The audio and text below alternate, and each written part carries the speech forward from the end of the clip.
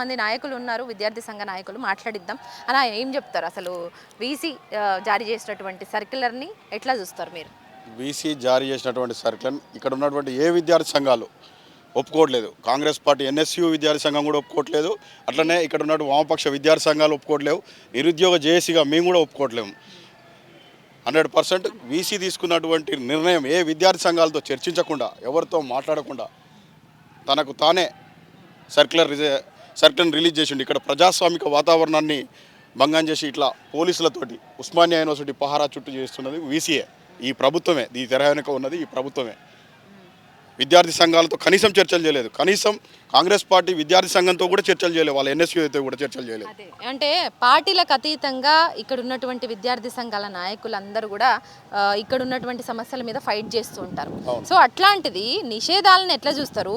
Front gate దగ్గర నుంచి కంప్లీట్గా ఉస్మానియా యూనివర్సిటీ మొత్తం చూస్తే ఆంక్షలు అయితే కనబడుతున్నాయి పోలీసులతో. సో మాట్లాడితే ఒక నలుగురు కలిసి నిల్చుంటే వాళ్ళ దగ్గర ఒక పోలీస్ సిబ్బంది నిల్చుంటున్నారు. ఏంది దౌర్భాగ్యం ఎందుకు ఏర్పడినట్టు? వాస్తవంగా చూస్తుంటే మీరు అక్కడ కూడా నిన్న 4:30 టైంలో గేట్ వేసారు. అంతకుముందు ఒకరోజు ఆ పోలీస్ స్టేషన్ కాడ బార్కానీలు పెట్టారు. ఈ వీసీ వచ్చినాక ఇంకా నియంతృత్వంలోకి తీసుకుపోతున్నాడు యూనివర్సిటీని. అంతవరకు వాస్తవం.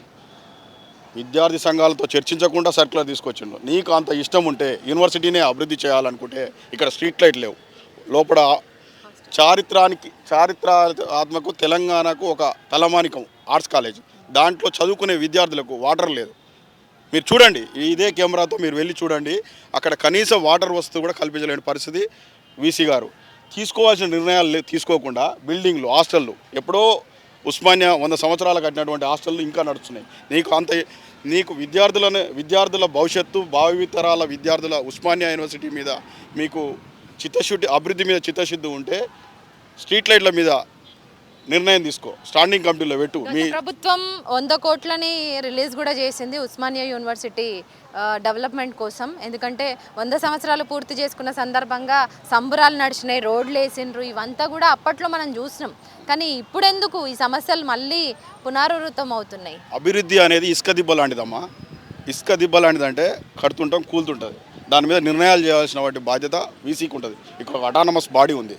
వాళ్ళతో కమిటీ చర్చించుకొని విద్యార్థులకు ఏం అవసరాలు ఉన్నాయో విద్యార్థులతో చర్చించి, విద్యార్థులతో వీసీ నేరుగా మాట్లాడి, గతంలో వీసీలు ఏమైనా సమస్య వస్తే ఆర్ట్స్ కాలేజ్ దాకా వచ్చేది. ఆర్ట్స్ కాలేజ్ దాకా వచ్చి విద్యార్థులతో పరిష్కరించి సమస్యలు సాల్వ్ చేసేది. ఈ వీసీ సమస్యలు తెలుసుకోకుండా తన సొంత నిర్ణయాలతో పోతున్నాడు. ఈరోజు అక్కడ విద్యార్థి సంఘాలను నడి రోడ్డు మీద కూర్చోబెట్టిన ఘనత వీసీది. వాళ్ళకేం తిన్నదరగా కూర్చోవట్లేరు, వాళ్ళకేం ఇబ్బంది లేదు. ఇక్కడ ఉన్న సమస్యలను వాళ్ళను రాష్ట్ర ప్రభుత్వం దృష్టికి, వీసీ దృష్టికి తీసుకుపోవడానికి అడుగుతున్నారు. దానికి ఈ పోలీసులు మొత్తం చూడండి, యూనివర్సిటీ మొత్తం ఎట్లా అయిపోయింది ఈరోజు. దీనికి కారణం వీసీ గారు. వీసీ వెనకాల ఉన్నటువంటి రాష్ట్ర ప్రభుత్వం కూడా దీనికి పూర్తిగా బాధ్యత వహించాల్సిన అవసరం ఉన్నది.